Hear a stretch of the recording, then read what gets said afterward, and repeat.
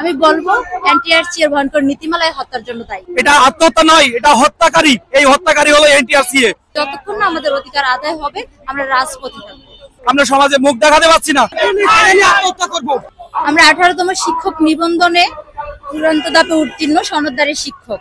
18 লক্ষ প্রার্থীর সাথে প্রতিযোগিতা করে প্রিলি রিটেন ভাইবা পাশ করেছি। এই দেশের শিক্ষা প্রতিনিধিরা এবং এনটিআরসি আমাদেরকে চূড়ান্ত ধাপে উত্তীর্ণ সনদ দিয়ে শিক্ষক হিসেবে যুক্ত করেছেন। কিন্তু 60,000 প্রার্থী যখন ভাইবা পাশ করে তাদের মধ্যে মাত্র 41,000কে সুপারিশ করা হয়, বাকি 16,213 জনকে সুপারিশ বঞ্চিত করা হয়। 16,213 জনের মধ্যে আমাদের একজন শিক্ষিকা আত্মহত্যা করে। আমি বলবো এনটিআরসি এর ভয়ঙ্কর নীতিমালায় হত্যার জন্য দায়ী। আমাদের দাবি হচ্ছে 31 ডিসেম্বর 2025 সাল পর্যন্ত শূন্যপদ যুক্ত করে সকল ধরনের প্রাতিষ্ঠানিক বাধা তুলে দিয়ে 16,212 জনকে নতুন নীতিমালা তৈরির আগে সুপারিশের আওতায় আনতে হবে। এবং এনটিআরসি এর কাছে আপনারা জেনে রাখবেন, এনটিআরসি এর কাছে 2027 সাল পর্যন্ত শূন্যপদ আছে। তারা সেই সংরক্ষিত শূন্যপদ, সংরক্ষিত শিক্ষক থাকার পরেও নতুন সার্কুলার দিতে চাচ্ছে। এ বিষয়ে এনটিআরসি এর চেয়ারম্যান আমাদেরকে বলেন, নতুন সার্কুলার দিলে দেশের রাজস্ব আয় বাড়বে। আপনারা দেশের প্রতিনিধিদের কাছে আপনারা সংবাদ মাধ্যম জানিয়ে দিবেন দেশের রাজস্ব আয়ের বার কি এনটিআরসি এর চেয়ারম্যানকে দেওয়া হয়েছে কিনা এবং দেশের রাজস্ব আয়ের জন্য মেধাবী শিক্ষকদেরকে বঞ্চিত করা হবে কিনা। আজকে আমাদের একজন 5 সদস্য বিশিষ্ট একটি প্রতিনিধি দল সচিবালয়ে অবস্থান করছেন। এর আগেও আমরা এনটিআরসি এর চেয়ারম্যানকে বারবার স্মারকলিপি প্রদান করি, শাহবাগে শান্তিপূর্ণ মানববন্ধন করি, প্রেস ক্লাবের সামনে শান্তিপূর্ণ মানববন্ধন করি, এনটিআরসি এর সামনে শান্তিপূর্ণ মানববন্ধন করি। এবং শিক্ষা উপদেষ্টা, শিক্ষা সচিব ম্যাম আমাদেরকে আশ্বস্ত করেছিলেন, গত মাসের 25 তারিখ পর্যন্ত সময় চেয়েছিলেন, এর মধ্যে আমাদের সমাধান করে দেওয়ার কথা। আপনারা দেখেন গত মাসের 25 তারিখ যাওয়ার পরেও দীর্ঘ সময় আমরা অপেক্ষা করি এবং শান্তিপূর্ণ থাকি, কিন্তু তারপরেও আমাদের জন্য কোনো প্রজ্ঞাপন জারি করা হয়নি। আজকে এখন পর্যন্ত আমরা শান্তিপূর্ণ আছি।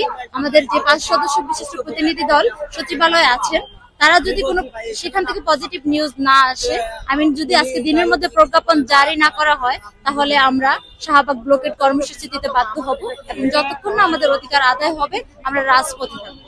দেখেন, এনটিআরসি এর কাজ হচ্ছে দেশের বেকারত্ব দূর করা এবং সনদ যাদেরকে দেওয়া হবে তাদেরকে সুপারিশ করা।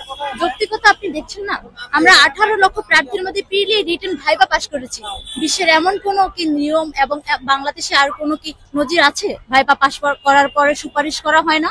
একটা যৌক্তিকতা। আমি যদি আরো যৌক্তিকতা বলি, এনটিআরসি এর কাছে 2027 সাল পর্যন্ত শূন্যপদ যুক্ত রয়েছে তাদের কাছে, তারা নিয়েছে। তাহলে আমাদেরকে মাত্র 7 মাসের শূন্যপদ দিয়ে প্রার্থীদেরকে বাদ দিয়ে নতুন করে কিভাবে সে নিয়োগ দেয়? মেধাবী শিক্ষক থাকা সত্ত্বেও সে নতুন শিক্ষক নিয়োগ দিচ্ছে। আজ আমরা আমাদের 18তম শিক্ষক নিবন্ধন চূড়ান্তভাবে সুপারিশ বঞ্চিত প্রার্থীরা আজ এই শাহবাগ মঞ্চে উপস্থিত হয়েছি। আমাদের দাবি, আমরা প্রিলি পরীক্ষা, রিটেন পরীক্ষা এবং ভাইবা পরীক্ষা পাশ করার পরেও আমাদেরকে এখনো পর্যন্ত এনটিআরসি নিয়োগ দেয়নি এবং আমাদের যে পরিমাণ শূন্যপদ দিয়ে নিয়োগ দেওয়ার কথা ছিল সেটা না করে তারা মাত্র 7 মাসের শূন্যপদ দিয়ে আমাদের কিছু সংখ্যক শিক্ষক নিয়োগ দিয়েছে এবং আমরা 16,213 জন বঞ্চিত।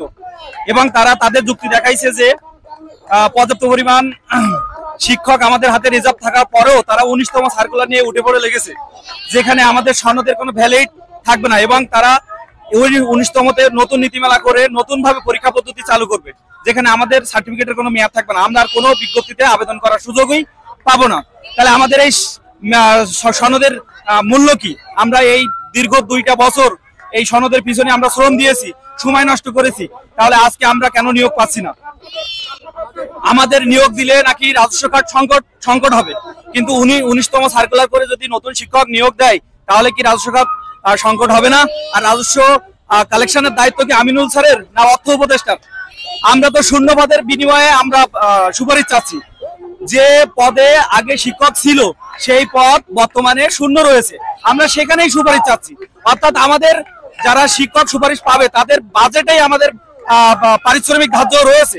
তাহলে কেন অর্থ মন্ত্রণালয় বা এনটিআরসি এর সচিব তারা কেন এই অযৌক্তিক কথা আমাদেরকে বলে? আমাদের এই যৌক্তিক দাবি তারা না মেনে তারা অযৌক্তিক ভাবে বিভিন্ন ধরনের কথা বলে যাচ্ছে, যেটা তার কোনো ভিত্তি নাই, যেসব কথার কোনো ভিত্তি নাই।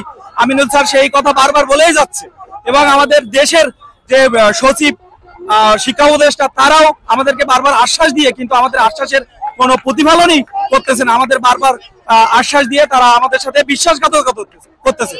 আমাদের এক বোন অলরেডি আত্মহত্যার পথ বেছে নিয়েছে, কারণ সবাই জানে, এই দেশবাসী জানে যে 18তম প্রিলি পরীক্ষা, রিটার্ন পরীক্ষা, ভাইভা পরীক্ষা পাশ করেছে মানে একটি চাকরি তারা পাবে। এখন যখন আমরা চাকরি পেলাম না, আমরা সমাজে মুখ দেখাতে পারছি না, এবং আমাদের এক বোন আত্মহত্যা করেছে, যমুনা নাই। এটা আত্মহত্যা নয়, এটা হত্যাকারী। এই হত্যাকারী হলো এনটিআরসিএ। আরো এই 16,213 জনকে হত্যা করার পায়তারা করছে তারা এখনো যে বাচ্চা গর্ভে আসেনি 19তম, তাদের নিয়ে তারা খেলা করতেছে। অথচ আমরা এই দীর্ঘ 2 বছর আমরা এই এনটিআরসি এর পিছনে সময় দিয়েছি, আমরা সার্টিফিকেট অর্জন করেছি, আমরা নিয়োগ পাওয়ার যোগ্য, আমরা এখন শিক্ষক, আমরা অবাঞ্ছিত, আমরা রাস্তায় দাঁড়ে দাঁড়ে ঘুরতেছি শিক্ষক হিসেবে সুপারিশ পাওয়ার জন্য। কিন্তু এইটা কি দেশের কি সবাইকে অশিক্ষিত? দেশের কি শিক্ষিত সমাজ নেই? কারোর কি মাথা ব্যথা নেই? এই যে 16,213 জন শিক্ষিত তারা বেকার, তারা ঘুরে বেড়াচ্ছে, তারা সার্টিফিকেট অর্জন করেছে, শিক্ষক হিসেবে তারা মর্যাদাপূর্ণ এবং তারা নিয়োগ চাই।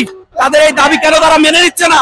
আমাদের একটাই দাবি, আমাদের 2025 সালের 31শে ডিসেম্বর পর্যন্ত যত শূন্যপদ হয় কালেকশন করে প্রাতিষ্ঠানিক বাধা উঠিয়ে দিয়ে আমাদেরকে যেন 1 মাসের মধ্যে গণবিজ্ঞপ্তি প্রকাশিত হয়।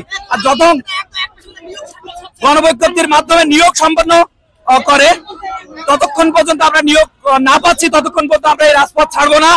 আমরা সবাই ঐক্যবদ্ধ আছি। আমাদের এই 16,213 জনকে অবশ্যই নিয়োগের আওতায় আনতে হবে।